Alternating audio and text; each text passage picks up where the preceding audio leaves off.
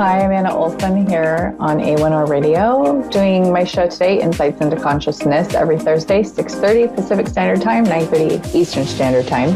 Today, I am going to go over the topic of revelatory synchronicities and how they pertain to intuition, readings, and everyday life. So basically, a revelatory synchronicity, when we think of revelatory synchronicity, the word revelatory is talking about to reveal or a revelation. And then a synchronicity is something that's synchronized just so. So if you think about a synchronized swimmer, or you think about something that happens at just the right time, in just the right way, with just the right people, that is a synchronicity. It's synchronized just right so that people notice, wow, how did that happen at just the right time? Now, one of the examples I have of a synchronicity personally for myself is when I was on my way back from a trip to Utah, and I kept getting the feeling to text a friend of mine. And I did tell her I would text her when I got back from Utah, and I told her that I would, do it as soon as I could. But I kept getting this feeling to text her and to just go ahead and do it now. So I kept telling this, little voice spirit, I kept saying, look, I'm just going to do it when I get home. I'm kind of getting patchy service. I had, a million different excuses not to do it. She's a runner. And the first thing I saw on a billboard were running shoes. And then I thought, okay, well, that wasn't enough evidence for me, Spirit. I'm going to need more than that. Sorry. I just don't want to bug her right now till I told her that I was going to text her. I don't want to be a nuisance to her. I know she's busy. They're doing, this is around the holidays. So I know that they may have been out of town. And, I was thinking if she's out with family, I don't want to bug her right now. So we continue on. And then I see on somebody's license plate in front of us, and we stop her last name. And it was like the dealer name, and it's on a license plate. So I go, okay, well, yeah, that's a little more proof, but I'm going to need something really big, Spirit. I really don't want to bug her. Of course, I had to get one more thing. So as time progressed, one of my kids did bring up her out of nowhere, didn't mention her, brought up her son who he plays with. So I texted her, and I found out that when I had texted her, she was going through a whole lot of stuff, and she really needed to hear from me. She really needed some support, and she didn't even know who to call at the time. So, it was just Spirit helping out a friend of mine through what I call angel work. Angel work is part of synchronicity. So angels do this all the time. Angels have NASA perfect timing. When they land a spaceship, when they land a space shuttle, they do it within a millisecond of when they plan to. So they do it down to the millisecond. They don't land it at, 6:43, 6:44. They land it right there at 6:41 if that's what they planned, down to the last millisecond. They don't mess around with that. They know exactly when it's going to land. This is how angels work. There's no confusion. It's just on time. It's done to a perfection that we can hardly perceive in this life, on this planet, in this reality. So synchronicity is either a instance happening, a situation happening in just the right way, with just the right people at just the right time. It can also be a specific type of flower. These are my flowers that I got from my husband for our meet anniversary, which was Martin Luther King Jr. Day. So, it could be roses, could be sunflowers, could be anything. It could be a sign from a loved one where you see it at just the right time when you're thinking about them, or a song that you hear on the radio, or, you find something that pertains to that person around the anniversary of their death. Those are all synchronicities. And what it is it's God remaining anonymous, or it's too coincidental to not actually be a real coincidence. You can call it all sorts of things where for a fact it wasn't just by chance. For a fact after a while, no, there's no way that could have just been, a coincidence or by chance sort of happening. So this is the topic that I want to go over today. Now, when I started doing readings, I went from a few synchronicities every 6 months to about 6 synchronicities in a day sometimes. I get synchronicities almost every day because not only am I more educated on work because I've been studying it and practicing it and watching other people get synchronicities, but I am also just basically more on that frequency. You're more on that manifesting frequency. So manifestation and drawing things to you with your thoughts and your awareness is right along the same wavelength, I guess you could say, as synchronicities. Because once we're really seeking something and we tell the universe or God or the angels or our guides exactly what we're looking for, we'll draw it to us. It's how it works. If you're always on a negative frequency, if we are always on a negative frequency, we're always going to attract or notice or be aware of those negative things. When we are on positive, a nice positive high vibrational frequency, and the frequency is positive and loving, we're going to notice and attract those things more. We're going to notice those positive things. Now, when we talk about synchronicity, if we're focusing on a loved one and trying to connect with them after they died because we're missing them or we're really ready to process grief, that's a way that we can, or you can, attract and manifest those signs and symbols from that person who passed. So this really has a lot to do with being on the right brain, the right frequency to attract these things to you that you wish to know more about or learn more about. We're given this life laboratory here in this lifetime to learn and grow using different learning techniques and different processes of growth. So we have so much choice and so much control over that. It's not even funny. So many people are like, oh, so many happening to me. This happened to me. As if there's some victim in their life. And yet there are certain things we are victims to in our lifetime. And that can even be a growth process, or the most growth comes from things that we feel we have no control over. Because that's when we learn to either deal with spiritually or have control over, or more control over certain things in our lives. Even illnesses can be caused by the lower vibrational frequency, disease, and, I don't ever want to blame the victim in anything. And I don't want people to think that I'm coming across as not empathetic, because that's not it at all. It's coming from the most loving place from my heart. And it's coming from the most empathy possible to just let people know that they are in control of what they think and how they feel. And that's what that same vibe frequency of what they're feeling is what they will attract to them.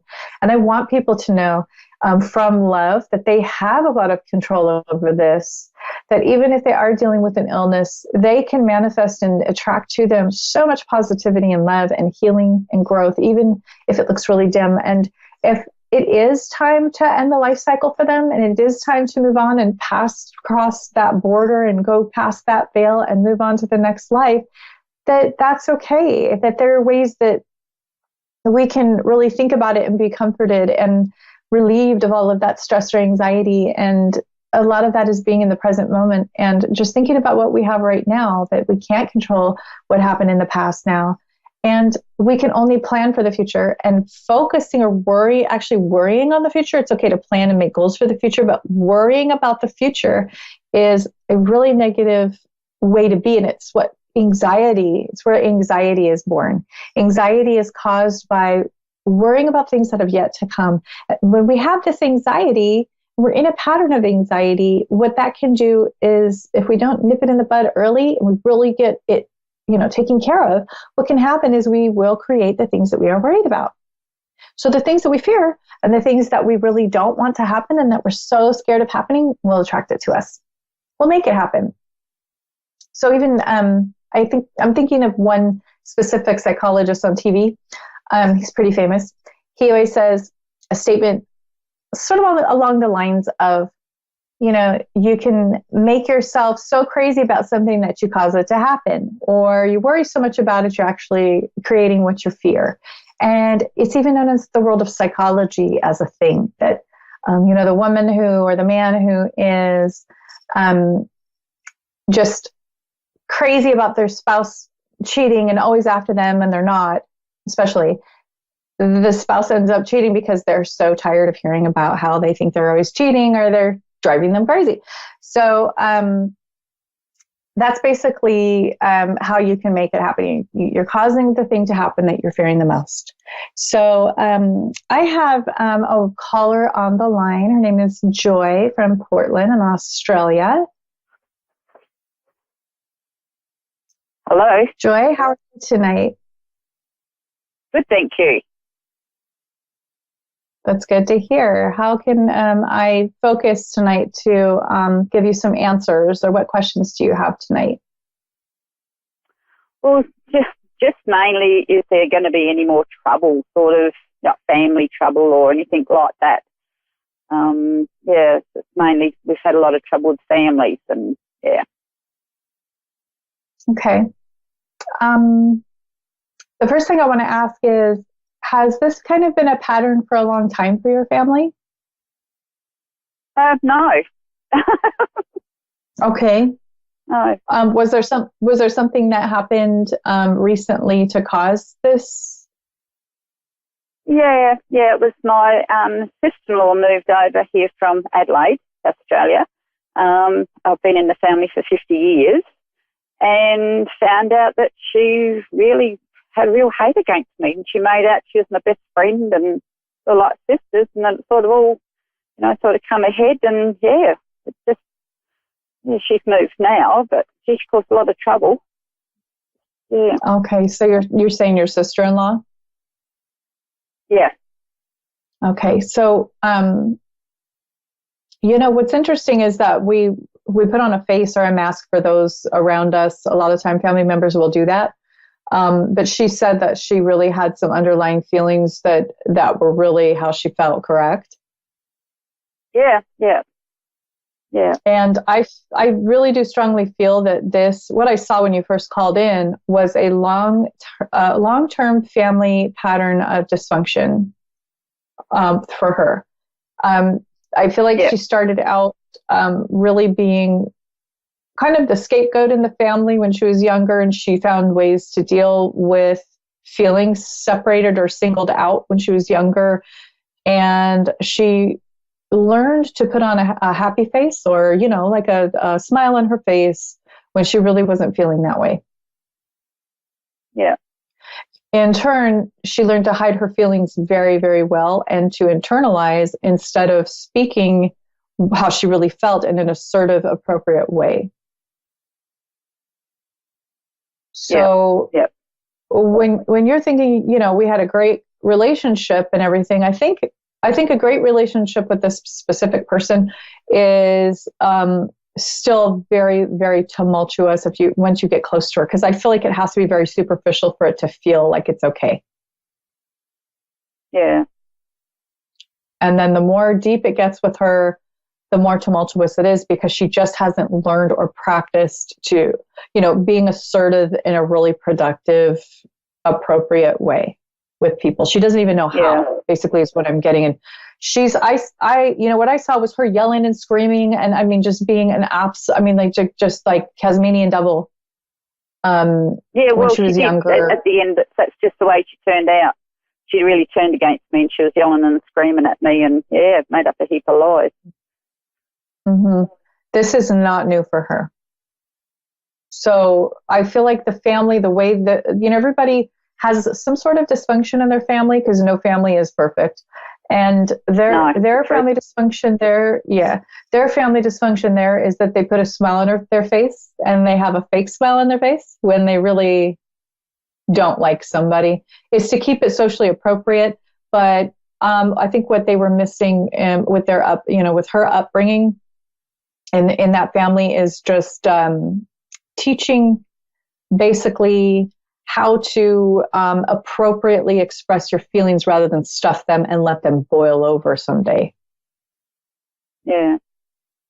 And that's basically what her issue is. I don't feel right now like she'd be really healthy to have around you in your future. She's also is she dealing with relationship stuff right now? I think she is, yeah. Yeah. I haven't heard from her since June. Yes. So I think, with the relationship issues and then her just really being in a bad spot on top of that kind of dysfunctional way of being, it's a really good idea to give her some space for a while and just once again, leave it at something kind of superficial and yeah, really sorry that happened. I hope that it doesn't happen again. And you just don't want her staying with you again because it's just going to be too tumultuous for your family. It's going to be, this will eventually fade away. You don't want to reinvite this sort of situation because next time it'll be worse. She will get worse. She will remember all of it. She will hold a grudge and she'll get worse. Yeah.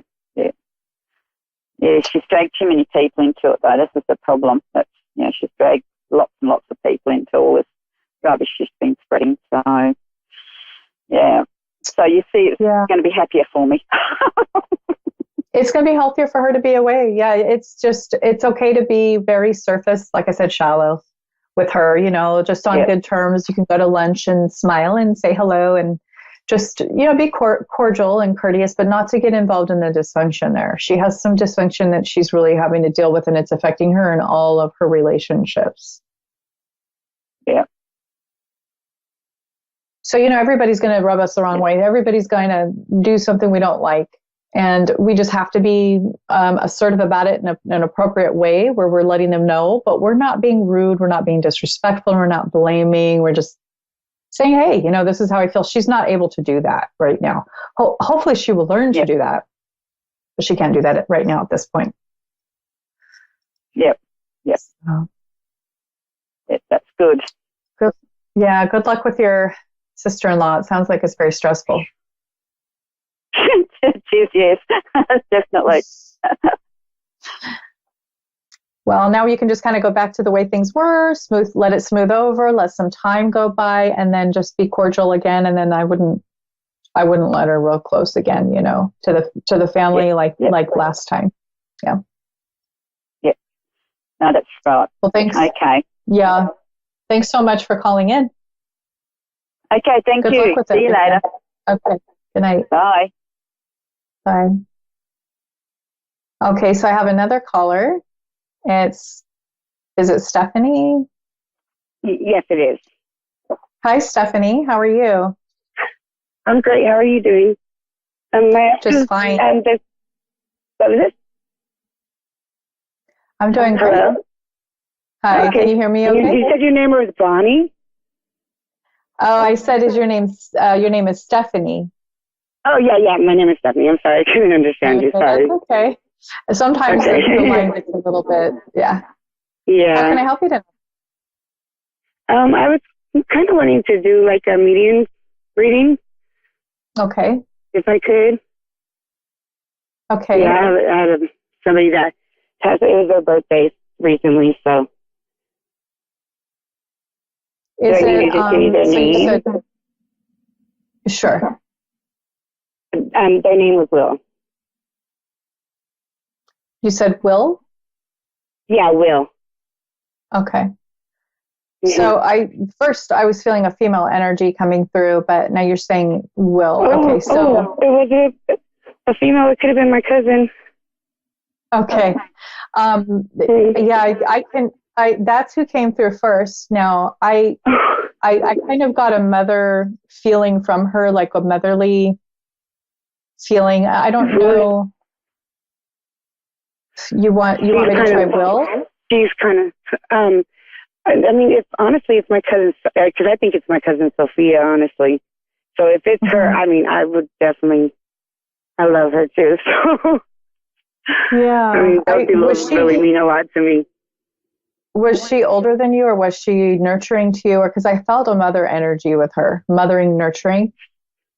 She was she was my rock. She was my backbone. She fully supported me with everything. But she was only like maybe about a year younger than me, actually. She was younger than me. Okay. But she was very much like, motherly protective. support. She was protective. She was very protective. Yes, very, very much. Okay. She always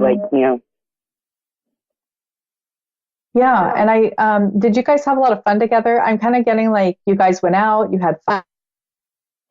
Yeah, we did. She was like the life of the party. Okay. She was like she was one of the greatest people. Now, I'm sort of getting white pearls. Does white pearls mean anything? No, but I think somebody has told me that before with her. And I'm not too That she sure with the likes white them, pearls. or? Oh, Okay. maybe it has to do with Prince. With what? With Prince, because she loves Prince. Yeah, that sounds like that's it. Because it's funny how these things come through, because you'll get it and then you'll bounce it off of me and I'll say, yes, that's it, or no, that's not it. We need to think a little bit more and tease it out. But I do feel like it's Prince. And Okay. so there is a Prince song, Diamonds and Pearls. I don't know if you've ever heard that song. Yeah, I have. Okay. I have. My cousin loves Prince, loved him. Okay. So, yeah, she's coming through with the pearls, and she's showing me the nightlife. So I'm getting a lot of goosebumps too. So she's definitely really strong with me right now. Yeah. And I'm seeing a lot of nightlife, like a wet street and a club, and just her kind of almost skipping around, getting ready, and then going out and really excited. Yeah, she my cousin was like the life of the party, but she was such a good girl, but she was just, she was vibrant and she was lively. She liked going out. She liked dancing and, stuff like that. She was always like that. Yeah. And, I can basically see kind of a little bit how she looked. She passed pretty young, didn't she? Yeah, she did. She was very young, right before her birthday. Okay, so she died right before her birthday, and you called in asking about a birthday, or it was just somebody else's birthday. It was about somebody that I was with, and he passed away, and his birthday just passed. Okay. Yeah, and so I found out on my birthday.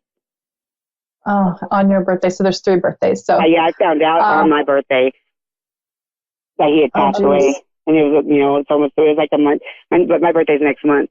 And he had passed away like right after his birthday passed. Okay. Does the date June 21st mean anything to you?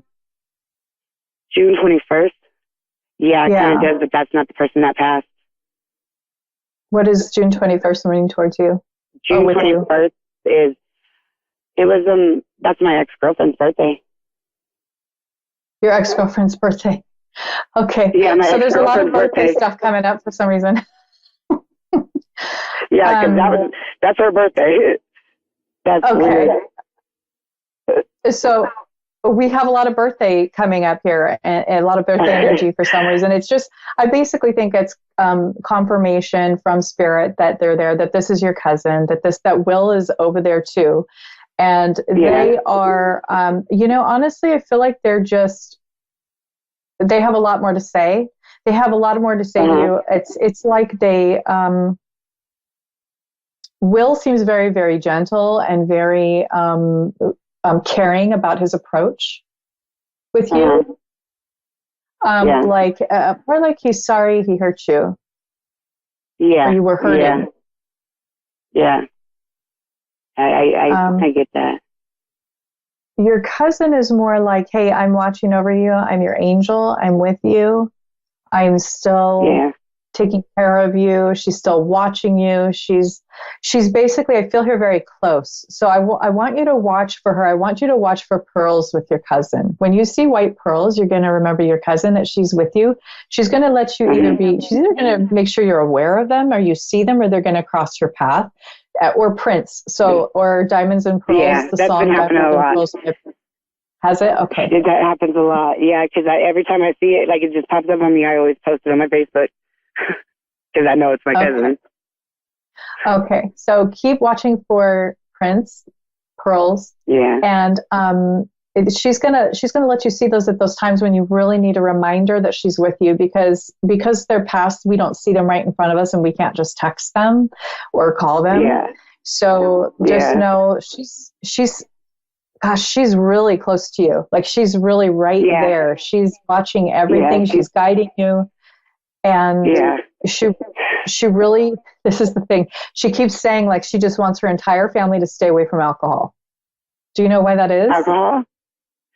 Why is that? My sister, maybe, I don't know, really, really why alcohol, I don't know, because my sister's actually, has a really big problem with drinking, and she's actually might be fighting cancer. She's actually in the process of finding out. And she drinks a lot. My sister does. So maybe that's what it is. Okay, so that's an acknowledgement of your sister and that she knows what she's going through and she's there for you during that process. And then Will is still there. He's very strong right now and he wants to come through and he's saying, just tell her I'm sorry, please. He's asking that I tell you that he's sorry. Okay. That's good. Yeah. Yeah. Yeah, I know that my cousin's always with me. I know he's with me all the time too, but I know my cousin's with me all the time. She passed away at my house actually too, so I know she's there even more. And she was really close with my son. My son sees her a lot. Is he still pretty young? Yeah, he's chinned. He actually sees, spirits a lot. So that's wonderful. He's, I try to, show him how to deal with it, but he's still a little scared of it. So. Yeah, and the more that you just nurture him, make him feel safe and, make sure that he protects with the angels. Kids are really receptive to the angels and they understand that. So the more you teach him about the angels and that they're there to protect him, and that he asks, if you're Christian, you can talk about Christ consciousness and you can say, if you say Jesus' name, it's very powerful and it makes sure that you're safe. So those are some things you can tell kids so that they understand that what's happening is normal, just as normal as somebody else walking down the street. Some people are just a little bit more prone to. Yeah, I try to totally do that with them because I don't want them to be scared. It's, it's a gift, so. Exactly. It's a wonderful gift and blocking it isn't going to be good. I mean, he can only tell trusted people, but I am running out of time. I hate to go. I really wish that I could talk to you more, but I appreciate it so much. Of course, and good luck with everything. Your cousin's with you, and Will is definitely working hard on everything that he was doing in this life. So he's continuing on that work full force. Good. I'm glad. Thanks for calling, Stephanie. Thank you. Bye. Okay, have a good night. You can reach me on my website at AnnaOlsenIntuitive.com, and I'm so grateful and so happy that you watched tonight. I will see you next week. Thanks.